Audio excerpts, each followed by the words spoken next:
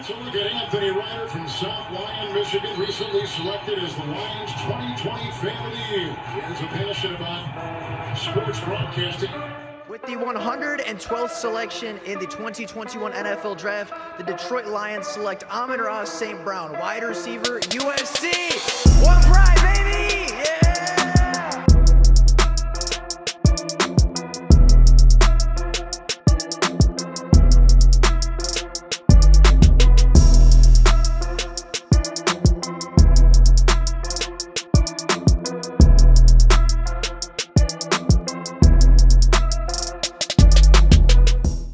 What is going on, everybody? Welcome back to another Detroit Lions video. Now, the Detroit Lions have a decision to make, right? Jeff Okudah is up for a contract extension. He is up for the fifth-year option to be signed or not, and the Lions have to make a decision whether they want the fourth-year cornerback from Ohio State to remain on the roster for one more year, or whether they're going to allow him to test free agency and go find a new home. Now, there's been a lot of different debates on whether or not Jeff Okudah should be re-signed, whether he should be extended or given the fifth-year option at all, and there's a lot of people that seem to believe Jeff Okudah is a bad cornerback in the NFL. There's a lot of people that seem to believe Jeff Okudah isn't a starting caliber corner, which simply just isn't true. So today I wanted to talk about Jeff Okudah, take a look at what he did this season, talk about how good of a season Jeff Okudah actually had, and then talk about whether or not a contract extension or fifth-year option is warranted. So getting into Jeff Okudah's 2022 season, right? He has a contract offer up, right? The fifth-year option for Jeff Okudah would be a one-year, $11.5 million contract to extend him through his fifth year in Detroit. And there's a lot of people that are against this. There's a lot of people that say Jeff Okudah is a bust, Jeff Okudah is not an NFL caliber cornerback, and that it's just time to simply move on. And I honestly disagree. I think that that take is incredibly lazy. And I think that if people really did a little bit of research on Jeff Okudah, they would see that he actually had a really good 2022 season. And after a season coming off where he tore his Achilles the year prior and started in week 1, I think Jeff Okudah's season is incredibly impressive for what he was able to accomplish throughout 15 games. Now, Jeff Okudah in 2022 had a 59.7% completion percentage allowed, which is about league average, a little above league average, but not anything to be concerned about. Allowed 681 yards in coverage, while allowing 1 touchdown through the air and coming away with 1 interception that he took back to the house for 6. So really, Jeff Okudah, if you consider his pick 6, really scored as many touchdowns as he allowed this season, which if that was any other player, that would be relatively impressive throughout the NFL. Now, comparing that to some of the other cornerbacks in the NFL, some of the other names that are generally talked about as some of the top 10, top 15 cornerbacks in the NFL, comparing him to Jalen Ramsey this season, who is still considered widely to be a top 10 cornerback in the NFL, Jalen Ramsey allowed a 62.6% completion percentage for 659 yards, allowed 5 touchdowns through the air, but did come away with 4 interceptions, with 3 of those picks coming in the last 3 weeks of the season.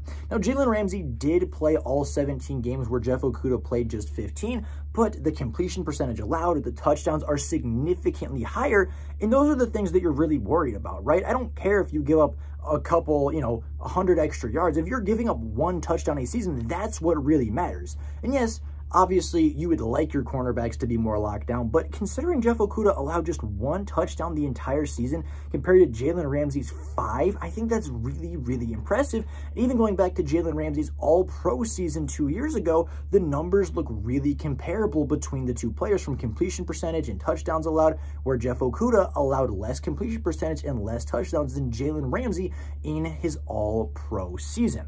Now, comparing him to another borderline top 15 cornerback in the NFL who also played 15 games this year, the really only comparison you could find was Jordan Howard. Jordan Howard allowed a 59.5% completion percentage, so just 0.2 lower than Jeff Okudah, but allowed 779 yards while having 4 touchdowns allowed to just 1 interception. So a lot of people look at Jeff Okudah and say, okay, he's this bad cornerback. He can't play. He doesn't track the ball. He doesn't get his hand on the football. and that really just isn't true. And there's a lot of people that are picking on Jeff Okudah for 3 or 4 big plays allowed in the season, but not giving him credit for the great plays that he made along the way, right? And I think Jeff Okudah gets a lot of hate for the Seahawks game where he gave up 135 yards, the Green Bay game where he gave up 112 yards to Allen Lazard, as well as the only touchdown on the year, as well as the New York Jets at the end of the first half where he was kind of targeted and gave up a big play, as well as the Carolina Panthers where, again, he played relatively well the whole game, but gave up one big play on a 0 blitz that ended up being kind of a dagger in that game. However, those games were more outliers than they were regularities, as Jeff Okudah had 10 games of his 15 where he held the wide receivers under 50 yards on the game, including week 1 versus Philadelphia, where he held A.J. Brown and Devontae Smith to a combined 33% completion percentage and 21 receiving yards. Against Washington the week after, he allowed a 66% completion percentage, but only allowed 39 yards while shadowing Terry McLaurin. Against the Miami Dolphins with Jalen Waddle and Tyreek Hill, he allowed just 1 catch for 18 yards. And against the Chicago Bears, he allowed 0 catches on 3 targets for, of course, 0 yards, and ended up coming away with a pick 6 on a play that I don't actually think he was credited with a target for. So he was absolutely locked down in some of these games. And then I think his best game of the year came against Dallas, where, yes, he allowed a 60% completion percentage, but had 15 tackles as well as a tackle for loss and only allowed 22 yards in coverage. Now, in the Dallas game, Jeff Okudah played a lot more in the box. He played like more of a nickel defender, played like more of a even weak side linebacker at times, but really played to the strengths of his physicality, really played to the strengths of the bully brand of football that Jeff Okudah likes to play. He was allowed to get physical early in routes, so didn't have to really worry about being beat deep down the field, and he let his physicality do the talking, he let his playmaking do the talking, and he played like one of the best players in the NFL. He played like one of the best nickel defenders in the NFL that week, and he looked like a Pro Bowl, all-pro caliber nickel cornerback. Now, again, Jeff Okudah was not perfect. He did have some bad games, and even more than that, he just really had a few bad moments, right? If you take out 3 or 4 plays, Jeff Okudah is right up there with some of the best cornerbacks in the NFL statistically, from completion percentage to yards and touchdowns allowed, right? Yes, Jeff Okudah gave up 681 yards, but you have the one big play to Metcalf where all game he really had a decent game considering DK Metcalf's physicality and size and speed.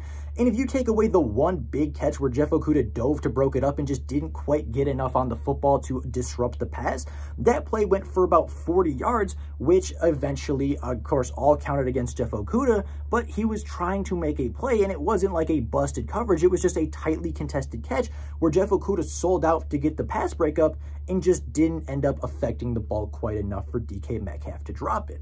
So that's one big play that Jeff Okudah gets a lot of hate for, but it isn't really like a, you know, oh, he can't cover. He just tried to make a play and didn't quite make it, right? They think the 2 big plays to Allen Lazard versus the Green Bay Packers are both plays that are concerning, right? They're both plays that I think Jeff Okudah should be able to make.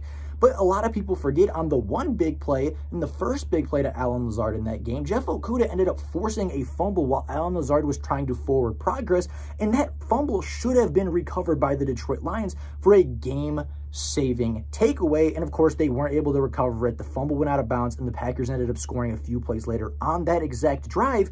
But Jeff Okudah made a play that could have potentially ended the drive right then and there, and the Lions weren't able to recover, right? Of course, you have the Garrett Wilson play at the end of the first half where, yeah, he just went up. Garrett Wilson made a great play. There's not really a reason for that one. That one, Jeff Okudah just got beat, but he was targeted 13 times in that game and only allowed 5 receptions. Of course, 105 yards isn't great, but 5 receptions on 13 targets is pretty good completion percentage against, considering all the factors, right? And then he allowed 78 yards. His 4th worst game of the season was a 78-yard game where he was playing against DJ Moore. The Panthers ran the ball a lot. On a gotta have it 3rd and long, the Lions sent 0. They were not able to get home, right? DJ Moore was able to get 20 yards down the field before PJ Walker even released the football, and he was able to make a great catch down the field, and Jeff Okudah did get beat inside, did contest the catch, but DJ Moore made a good play on the football. Again, that, yes, is partially on Jeff Okudah, but if you're running 0 and you're pass rush doesn't get there, it's hard for your cornerbacks to defend that long and that far down the field. And the whole point of zero is allowing your DBs to be aggressive, is allowing the pass rush to get home almost instantaneously and not allowing those deep shots down the field and not allowing the wide receivers time to get that deep down the field. So yes, you can hold that play against Jeff Okudah, but that play also has to be held against the rest of the Lions defense because they didn't get home. They didn't affect the throw, and they really hung Jeff Okudah out to dry on that play. So you take away the 50-yard catch from DK Metcalf where he's trying to make a play. You take away the Allen Lazard catch that shouldn't have happened because Jeff Okudah forced a fumble 2 plays prior, and you take away the zero blitz where it's really hard to defend on zero blitz if the pass rush doesn't get there. That's saving you 100 to 120 yards on the season, as well as the only touchdown Jeff Okudah allowed. And you're looking at Jeff Okudah allowing probably roughly a 59.7% completion percentage for about 600, maybe 580 yards, 0 touchdowns allowed with an interception and a pick 6. That is really good cornerback play from Jeff Okudah. And yes, he did get hurt. Yes, he did kind of not finish the season as strongly as you would have hoped, but 10 of his 15 games this year were really good. 10 of his 15 games held the wide receiving core under 50 yards total, and in the 4 games that he really struggled, yes, it stood out. Yes, you get targeted a lot as a cornerback by the fandom if you have a bad game or two, but Jeff Okudah is by no means a bad cornerback. Does he have some problems? Yes. Is he necessarily built to be an elite boundary cornerback? I don't think that's where his skill set necessarily fits, but he is by no means a bad football player, right? Is he a top 10 cornerback? No. Is he a top 15 cornerback? Probably not, but Jeff Okudah is more than adequate as a starter. He is more than capable of playing football in the NFL at the boundary cornerback position and not being a liability.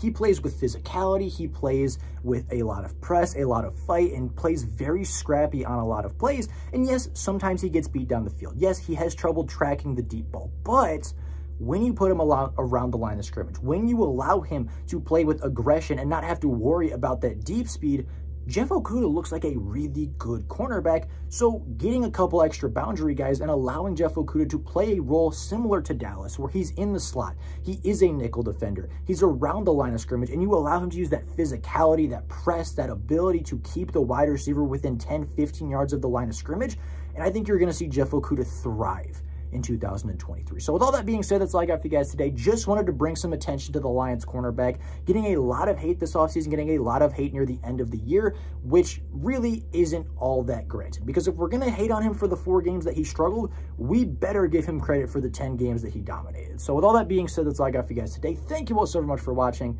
Until next time, and as always, go Lions.